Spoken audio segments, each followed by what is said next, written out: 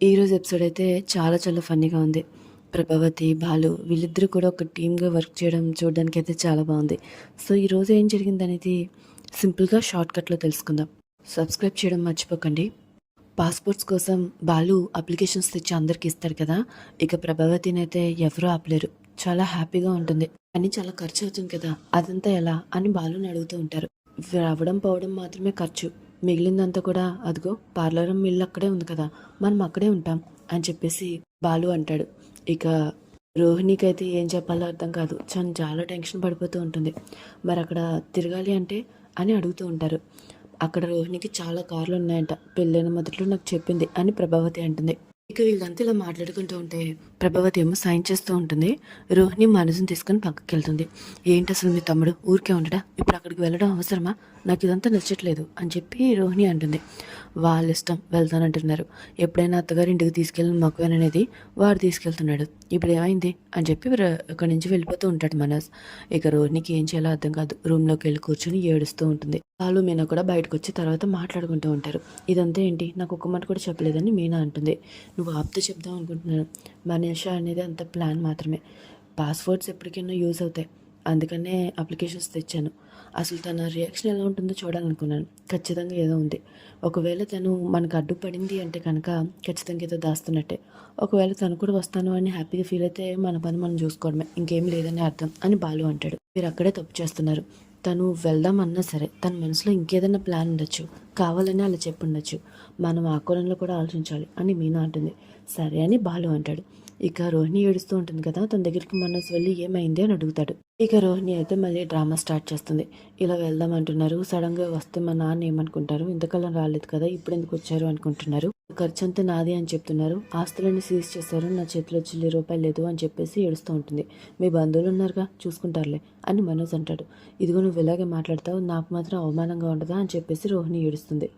ఇక తనని ఎమోషనల్గా బ్లాక్మెయిల్ చేస్తే ఏం చేయాలి అని మనోజ్ అడుగుతాడు. ఎవరు వెళ్ళకూడదని చెప్పేసి రోహిణి అంటుంది. నేను మాట్లాడుతానని ఇక మనోజ్ అయితే కిందకు వస్తాడు. ఇంతలో బాలుతో ప్రభావతి మాట్లాడుతూ ఉంటుందన్నమాట. బట్టల గురించి. చీరలు కట్టుకుంటే బాగుంటుందా, డ్రెస్సులు వేసుకుంటే బాగుంటుందా, తన ఫ్రెండ్ డ్రెస్ వేసుకోమని ఐడియా ఇచ్చిందని చెప్పేసి ఇలా మాట్లాడుకుంటూ ఉంటారు. అమ్మ నిండుగా చీర కట్టుకో, నువ్వు అలాగే బాగుంటావు, అక్కడ మన తెలుగుతనం తెలియాలి కదా అని బాలు అంటాడు. ఆ తర్వాత ఇంతలో మనోజ్ వస్తాడు. మనోజ్ వచ్చి ఎవరు ఎక్కడికి వెళ్ళలేదని, ఇలా వెళ్తే రోహిణికి అవమానంగా ఉంటుందని చెప్పేసి అతను అంటూ ఉంటాడు. ఎందుకు అవమానంగా ఉంటుంది, వాళ్ళ నాన్న జైల్లో ఉన్నాడు, మనం ఇంత ఖర్చు పెట్టుకుని వెళ్తున్నాం, వెళ్తే మనం ఉన్నామన్న సపోర్ట్ తనకు వస్తుంది, తను హ్యాపీగా ఫీల్ అవుతాడు, వెళ్ళకపోతే మనం అంతా వెళ్ళేసినట్టు అవుతుంది అని మీనా అంటుంది. మీనా సరిగ్గానే చెప్పింది కదా అని ప్రభావతి అంటుంది. ప్రభావతి మాట్లాడిన ప్రతి మాటకి అందరూ అయితే షాక్ అయిపోతూనే ఉంటారు. ఇక ముందే చెప్పాను కదా పార్లర్ మెదోడు చేసి ఆపుతుందని చెప్పి అని బాలు అంటాడు. ఎవరు ఆపలేరు, ఏ ఎదవ ఆపలేడు, ఏ ఎదవ పిల్లం కూడా మనల్ని ఆపలేదు, ఎవరు వచ్చిన రాకపోయినా మనం వెళ్తున్నాం అంతే అని చెప్పేసి ప్రభావతి అంటుంది. ఇక మనోజ్ కూడా ఏం చేయలేక వెళ్ళిపోతాడు. నెక్స్ట్ సీన్లో అయితే ప్రభావతి కూర్చొని లిస్ట్ రాసుకుంటూ ఉంటుంది. మలేషియా ఏం స్వీట్స్ పట్టుకెళ్ళాలని చెప్పేసి బాలు వస్తుంటే తనకి లిస్ట్ ఇస్తుంది అనమాట.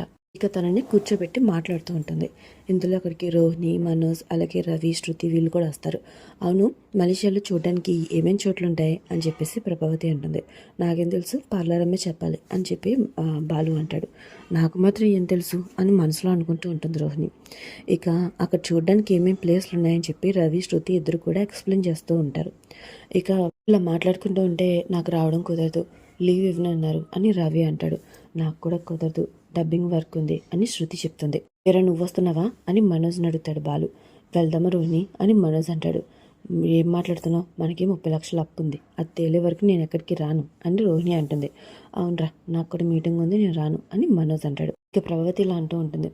ఎవరొచ్చినా రాకపోయినా మేము మాత్రం వెళ్తాం, నా ఫుల్ సపోర్ట్ బాలుకే అని ప్రభావతి అంటుంది. అవునరా, ఎవరొచ్చినా రాకపోయినా నేను, మీనా, అమ్మ, నాన్న నలుగురం అయితే ఖచ్చితంగా వెళ్తాం అని చెప్పేసి బాలు అంటాడు. ఇక్కడితో సీన్ అయితే కంప్లీట్ అవుతుంది. అయితే నెక్స్ట్ సీన్లో నైట్ అవుతుంది. రవి రూమ్లో ఉంటాడు. డబ్బింగ్ ఫినిష్ చేసుకొని శృతి వస్తుంది. చాలా టైర్డ్ అయిపోయి ఉంటుంది. అండ్ తను చెప్పిన ఒక డబ్బింగ్ గురించి ఆలోచిస్తూ ఉంటుంది. ఏమైందని రవి అంటే తను ఎక్స్ప్లెయిన్ చేస్తుంది అనమాట. ఒక డబ్బింగ్లో వైఫ్ అండ్ హస్బెండ్ డివోర్స్ తీసుకుంటున్నాడని, ఇద్దరు కూడా టైం స్పెండ్ చేయకపోవడం వల్లే అలా జరిగిందని, రేపు మన లైఫ్లో కూడా ఇలా జరగచ్చు, మనం ఎంతసేపు అని టైం స్పెండ్ చేస్తున్నాం, మోస్ట్లీ ఒక 1 అవర్ 2 అవర్స్ అంతే, మనం వైఫ్ అండ్ హస్బెండ్ కన్నా రూమ్మేట్స్ కన్నా ఎక్కువగా ఉంటున్నామని చెప్పేసి అంటూ ఉంటుంది శృతి. అయితే ఎవరెంత టైం స్పెండ్ చేస్తున్నారో వీళ్ళు కనుక్కుందామని శృతి అందరినీ కూడా బయటకు హాల్లోకి వెళ్తుంది. అక్కడ బాలు ఉంటాడు. నీ స్టైల్లో రోహిణిని మనోజ్ని పిలు, చిన్న పంచాయతీ ఉందని చెప్తుంది. ఇక మనోజ్ని రోహిణిని పాలు పిలుస్తాడు. ఇది కూడా చూడడానికి చాలా ఫన్నీగా ఉంటుంది. అండ్ ఇక్కడ కూడా కాస్త కాన్వర్జేషన్ ఉంటుంది. ఇక ఎంత టైం స్పెండ్ చేస్తున్నారని శృతి అడగగానే ఇంట్లో 4 అవర్స్ ఉంటాం. షోరూమ్కి వెళ్ళాక ఒకవేళ రోహిణి పార్లర్కి వెళ్ళినా కూడా నేను ఫోన్ చేసుకుని రప్పించుకుంటాను. అక్కడ ఒక 4 అవర్స్ ఉంటాం అని చెప్పేసి మనోజ్ అంటాడు. ఏంట్రా ఫోన్ చేసి రప్పించుకుంటావా? ప్రేమగా రప్పించుకున్నట్లేదు, పని చేయడానికి రప్పించుకున్నట్టుంది అని చెప్పేసి బాలు అంటాడు. ఇక్కడితో అయితే ఈ కథ కంప్లీట్ అవుతుంది. సో నెక్స్ట్ ఎపిసోడ్ ఏం చేయాలని తెలుసుకోవాలనుకుంటే సబ్స్క్రైబ్ చేసుకోండి.